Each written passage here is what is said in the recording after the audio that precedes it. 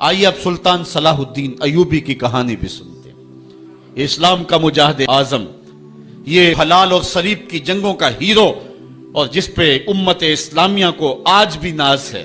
اس کے زمانے میں ریجینالڈ بدبخت ایک انگلستان کے شہزادے نے حاجیوں کے قافلے کو روک لیا اور ان کا سامان لوٹ لیا۔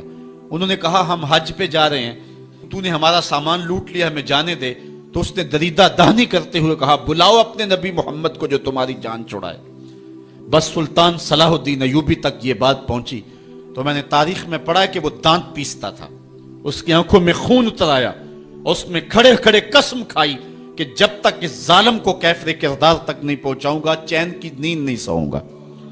پھر پونے 2 سال کا عرصہ آپ سلطان صلاح الدین ایوبی کی زندگی دیکھے، جنگی مہموں کو ترتیب دیتا رہا، دن رات اس نے ایک کر دی، نیند قریب نہ آنے دی۔ جب نیند بہت زیادہ تنگ کر دی تو پھر وہ خیمے کی چوب کے ساتھ ٹیک لگا کے کھڑے ہو کر کے اپنی آنکھوں کی آگ بجھا لیتا، اور پونے 2 سال کا عرصہ اس نے چارپائی پہ لیٹ کے نہیں دیکھا۔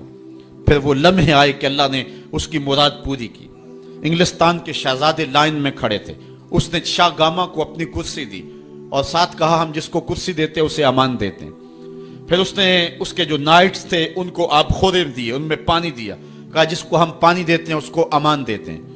پھر جب ریجینالڈ کی باری آئی تو بادشاہ کی رگیں پھول گئیں غصے سے، اس نے تلوار نہم سے باہر نکالی اور اس کی چھاتی پہ چڑھ کے اس کی گردن پہ تلوار رکھ کے اس کے ٹکڑے کرتے ہوئے کہا او کتے، تو نے کہا تھا بلاؤ اپنے نبی محمد کو، محمد عربی نے اپنا نوکر بھیج دیا ہے۔